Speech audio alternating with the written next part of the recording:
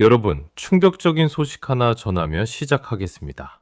2026년 현재 일본 도쿄대를 졸업한 수재들이 한국의 중견기업 채용 공고를 기웃거린다는 사실을 알고 계십니까? 불과 10년 전만 해도 상상조차 할 수 없던 일이 현실이 되었습니다. 통계가 증명합니다. 올해 한국의 대졸 초임 평균은 약 6,100만 원, 달러로 환산하면 4만 6천 달러를 넘어섰습니다. 반면에 일본은 4,900만 원 수준에 머물러 있죠. 무려 2,200만 원, 25%의 격차가 벌어진 겁니다. 1인당 GDP 역시 한국이 3만 7천 달러를 돌파하며 일본을 완전히 초월했습니다. 숫자만 보면 대한민국은 이제 명실상부한 아시아의 경제 맹주입니다. 하지만 이상하지 않습니까? 연봉은 우리가 훨씬 높은데 왜 우리 청년들의 표정은 일본 청년들보다 훨씬 어둡고 팍팍할까요? 오늘 우리들 뉴스는 이 화려한 숫자 뒤에 숨겨진 잔인한 진실을 파헤쳐보겠습니다. 경제지표만 놓고 보면 대한민국은 그야말로 골든에이지를 구가하고 있습니다. 코스피는 5200선을 돌파했고 반도체와 AI 산업은 전례 없는 호황을 맞이했습니다. 대기업들은 인재를 뺏기지 않기 위해 신입사원 초봉을 공격적으로 올렸고 이는 전체적인 임금 상승을 견인했죠. 6,100만 원이라는 초임은 전 세계적으로도 최상위권에 속하는 수치입니다. 하지만 이 압도적인 숫자는 동시에 압도적인 비용을 의미하기도 합니다. 대한민국에서 이 정도 연봉을 받지 못하면 아예 생존 자체가 불가능한 구조가 설계되었기 때문입니다. 우리는 지금 일본보다 많이 벌어서 부유한 것이 아니라 일본보다 압도적으로 높은 생존 비용을 감당하기 위해 강제로 고임금 체제로 내몰린 것은 아닐까요? 단순히 통장에 찍히는 숫자가 아니라 그 돈으로 무엇을 살 수 있는지, 즉 실질 구매력의 관점에서 우리는 심각한 위기에 직면해 있습니다. 자, 이제 한국 경제의 가장 어두운 이면, 가계부채와 주거비를 들여다봅시다. 한국은 현재 GDP 대비 가계부채 비율에서 압도적인 세계 1위입니다. 대졸 초임이 6,100만 원이라고 좋아할 때가 아닙니다. 월급을 받자마자 30% 이상이 원리금 상환과 월세로 증발합니다. 서울의 평균 아파트 가격은 이제 평범한 직장인이 평생을 벌어도 닿을 수 없는 수준이 되었고 청년들은 소득의 절반 가까이를 주거비와 사교육비 그리고 체면 유지비로 지불하고 있습니다. 고임금은 축복이 아니라 고물가와 고부채라는 늪에서 빠져나오기 위한 처절한 발버둥입니다. 일본 청년들이 편의점 도시락으로 한 끼를 해결하며 소박하게 살아갈 때 한국 청년들은 스타벅스 커피를 들고 고급 외제차 할부금을 걱정합니다. 이것은 허영심의 문제가 아닙니다. 그렇게 소비하지 않으면 사회에서 낙오된다는 심리적 압박과 실제적인 생활 인프라의 비용이 너무나도 비싸기 때문입니다. 이번에는 눈을 돌려 일본을 봅시다. 30년째 임금이 멈춰버린 나라.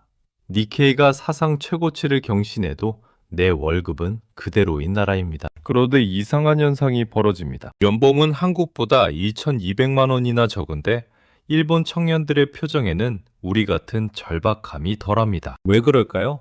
바로 저임금, 저물가, 고안정이라는 일본 특유의 삼각구도 덕분입니다. 일본의 외식 물가와 생활 물가는 이미 한국보다 현저히 낮아졌습니다. 도쿄 중심가를 조금만 벗어나도 1인 가구가 충분히 감당할 만한 저렴한 주택들이 널려 있고 무엇보다 구인난 덕분에 취업 걱정이 없습니다. 1인당 일자리 수가 1.5개를 넘나드는 상황에서 일본 청년들은 어디든 취업은 한다는 심리적 안전망을 가지고 있습니다. 한국처럼 대기업이 아니면 인생이 끝난다는 극단적인 공포가 일본에는 존재하지 않습니다. 이것이 바로 우리가 놓치고 있는 숫자 너머의 안정성입니다. 일본의 경제 구조는 마치 천천히 흐르는 강물 같습니다. 역동성은 떨어지지언정 급격한 소용돌이는 없습니다. 자가 보유율은 높고 세습되는 자산이 한국보다 안정적으로 분산되어 있습니다. 일본의 사토리 세대가 돈을 안 쓰는 이유는 돈이 없어서이기도 하지만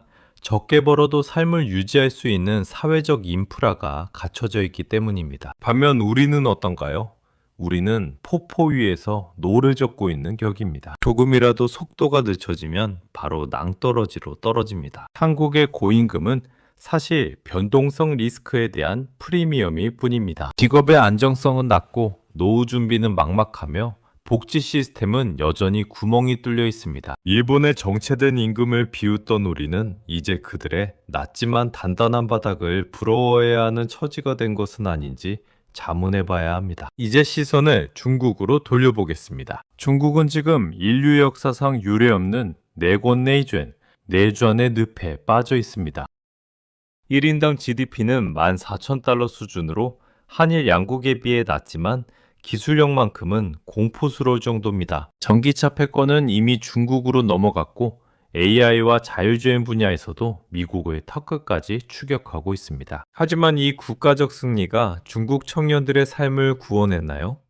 전혀 그렇지 않습니다. 석사학위자가 배달기사를 하고 영문대 졸업생들이 국어주는 아침 9시부터 밤 9시까지 주 6일 근무를 넘어 0070시부터 24시까지 주 7일 대기의 노동 강도에 시달립니다. 중국의 신지 생산력 성장은 아이러니하게도 인간의 가치를 더욱 떨어뜨리고 있습니다. 기계와 알고리즘이 완벽해질수록 그 속에 속한 개인은 대체 가능한 소모품으로 전락하고 있는 것이죠. 중국의 상황은 우리에게 시사하는 바가 큽니다. 기술이 발전하고 국가의 위상이 높아진다고 해서 개인이 행복해지는 것은 아니라는 점입니다. 중국 청년들은 이제 경쟁을 포기하고 들어눕는 탕핑, 당핑을 선택하거나 아예 사회적 관계를 끊고 썩어가는 라오파이, 란의가 되고 있습니다. 그들이 겪는 고통의 핵심은 희망의 부재입니다. 아무리 열심히 노력해도 상위 1%의 자산가 계급에 진입할 수 없다는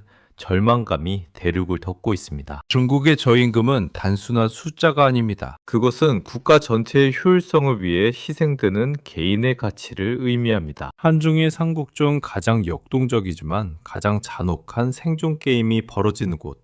그것이 바로 2026년의 중국입니다. 자, 한중일 삼국의 2026년 산업 지형도를 비교해 봅시다. 여기서 미래의 생존 전략이 나옵니다. 중국은 전기차와 배터리, 저가형 AI 하드웨어 패권을 장악했습니다. 한국은 고대 여폰 메모리 HBM와 첨단 반도체 파운드리, 그리고 엔터테인먼트 산업에서 우위를 점하고 있죠. 일본은 하이브리드 자동차의 마지막 보루이자 정밀 로봇 및 소재 부품 장비 분야에서 여전히 대체 불가능한 존재감을 과시합니다. 겉으로 보기엔 삼국이 각자의 영역을 잘 지키는 것 같지만 내면은 심각한 인구 절벽이라는 공통의 적과 싸우고 있습니다. 다만 그 대응 방식이 다릅니다. 한국은 파격적인 이민 정책으로 머릿수를 채우려 하고 일본은 75세까지 일하는 시니어 고용으로 버티며 중국은 인력을 로봇으로 대체하는 기술적 해결에 올인하고 있습니다. 누가 최후의 순자가 될까요?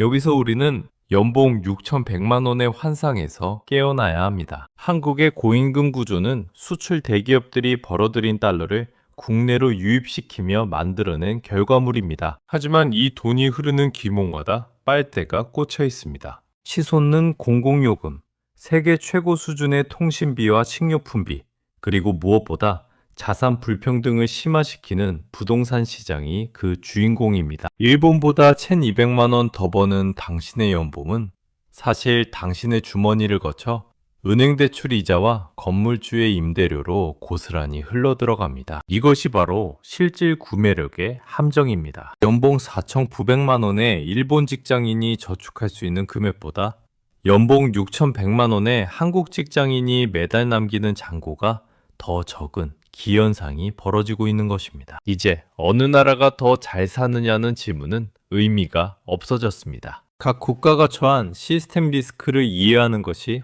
훨씬 중요합니다. 한국의 리스크는 부채주도 성장의 한계입니다. 금리가 조금만 올라도 가계 경제가 무너지는 아슬아슬한 구조죠. 일본의 리스크는 느린 죽음입니다. 변화를 거부하다가 서서히 세계 시장의 주류에서 밀려나는 노쇠함입니다. 중국의 리스크는 정치적 불확실성과 과잉 경쟁입니다. 국가의 목표를 위해 개인의 삶이 언제든 희생될 수 있다는 공포입니다. 2026년의 청년들은 이 세 가지 지옥 중 하나를 선택해야 하는 상황에 놓여 있습니다. 높은 연봉의 한국 지옥, 정체된 일본 지옥, 아니면 무한 경쟁의 중국 지옥.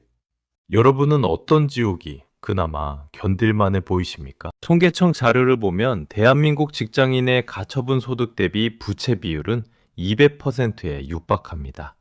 이는 내가 버는 돈의 2배가 이미 빚이라는 뜻입니다. 일본은 이 비율이 100% 미만에서 관리되고 있습니다. 우리가 일본보다 대졸 초임이 높다고 우쭐해하는 동안 우리 시스템의 기초 체력은 심각하게 훼손되었습니다. 일본은 망해간다는 구뽕 섞인 비판을 할 때가 아닙니다. 일본은 적어도 버는 만큼만 쓰는 구조를 유지하며 버티고 있지만 우리는 미래의 소득을 앞당겨 쓰는 방식으로 가짜 풍요를 누려왔기 때문입니다. 이제 그 청구서가 날아오고 있습니다. 2026년 한중일 대졸 초임의 역전은 축하할 일이 아니라 우리가 감당해야 할 비용이 그만큼 커졌다는 경고 등으로 읽어야 합니다. 결론을 향해 가겠습니다. 이제 개인은 국가라는 울타리에만 의존해서는 안 됩니다. 한국에서 고연봉을 받는다고 안심하지 마십시오. 당신의 자산이 원화에만 묶여 있고 대출 비중이 높다면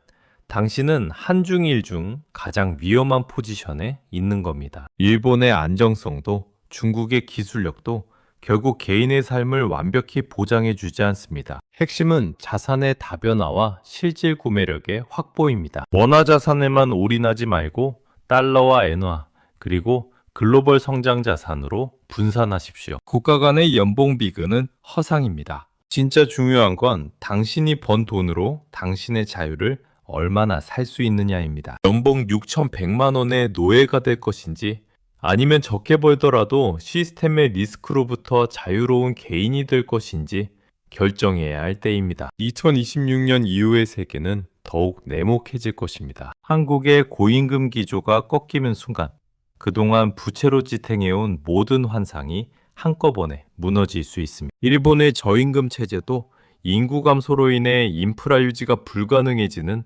임계점에 도달할 것입니다. 중국은 내권의 압박을 견디지 못한 청년들의 사회적 저항이 변수가 되겠죠. 우리는 이 거대한 변화의 소용돌이 한가운데에 서 있습니다. 단순히 연봉 숫자에 일희일비하는 낮은 수준의 담론에서 벗어나십시오. 각국의 경제 시스템이 가진 치명적인 약점을 파악하고 그 틈새에서 개인의 생존을 도모하는 영리함이 필요합니다. 어디가 더 살기 좋은가? 라는 질문은 틀렸습니다. 어디가 더 지속 가능한가를 물어야 합니다. 시청자 여러분, 오늘 우리가 살펴본 한중의 대졸초인 역전의 진실은 명확합니다. 한국의 승리는 외형의 승리일 뿐입니다. 우리는 더 많이 벌지만 더 많이 뺏기고 더 많이 불안해합니다. 일본은 더 적게 벌지만 더 견고하게 버팁니다. 중국은 더 치열하게 싸우지만 더 빠르게 지쳐갑니다. 이제 여러분의 인생 전략을 수정하십시오. 높은 연봉에 취해 무리한 빚을 내는 것은 자살행위입니다. 차라리 일본처럼 소비를 줄이고 내실을 다지거나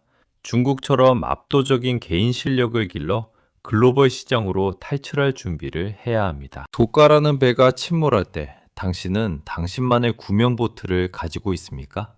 그 구명보트는 바로 국가의 통계에 속지 않은 냉철한 통찰력입니다. 마지막으로 강조합니다. 높은 연봉에 속지 마십시오. 당신의 실질 구매력이 당신의 계급입니다. 6,100만 원을 벌어도 6천만 원이 나가는 삶과 4,900만 원을 벌고 3천만 원을 남기는 삶 중 무엇이 진짜 부자의 삶인지 우리는 이미 답을 알고 있습니다. 2026년의 대한민국은 겉보기엔 화려한 파티가 한창이지만 누군가는 그 파티의 비용을 독박 써야 하는 상황입니다. 그 독박의 주인공이 여러분이 되지 않기를 진심으로 바랍니다. 냉정하게 현실을 보십시오. 그리고 준비하십시오.